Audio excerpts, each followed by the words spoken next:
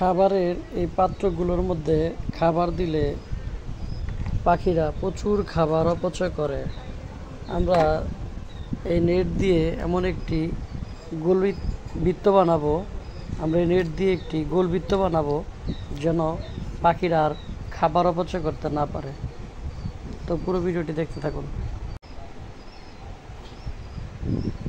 এখন এটাকে গোল করে মার্কার দিয়ে এরকম দাগ দিয়ে দিব। তো দেখতেই পাচ্ছেন আমার কিন্তু দাগ কাটা হয়ে গেছে। লাল মার্কার দিয়ে আমি দাগ কেটে নিয়েছি। তারপর এটাকে কেটে নিব।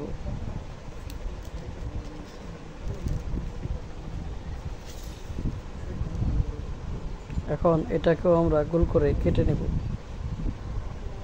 তারপরে আমরা এটাকেও গোল করে কেটে নেব। দেখতে পাচ্ছেন। এখন আমরা এটাকে এভাবে বসিয়ে দিব।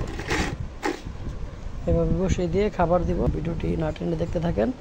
আমরা এভাবে বসিয়ে খাবার দিব, দেখব খাবার অপচয় হয় কিনা। সিস্টেমটা কিন্তু দারুণ হয়েছে।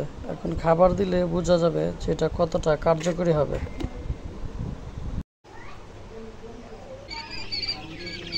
আপনারা জানেন যে কোয়েল পাখি প্রচুর পরিমাণে খাবার অপচয় করে। তো আজকে আমরা খাবার অপচয় রোধ করার জন্য আরও একটি টিপস নিয়ে আপনাদের মাঝে হাজির হয়েছি।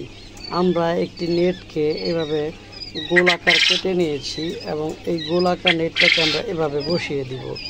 বসিয়ে দেওয়ার পরে আপনারা নিজেই এর রেজাল্ট দেখতে পারবেন।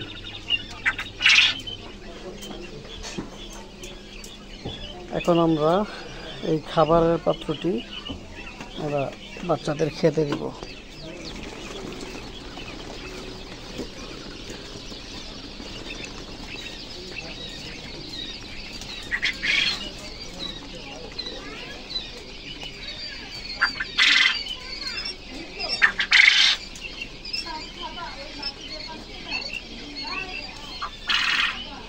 দেখতেই পাচ্ছেন কি চমৎকার রেজাল্ট, যে এরা এখন খাবার খাবে কিন্তু খাবার এছড়াতে পারবে না বা ফেলে দিতে পারবে না। তো আপনারা চাইলে এই সিস্টেমে বা এই পদ্ধতিতে আপনারা পাখিকে খাবার দিতে পারেন।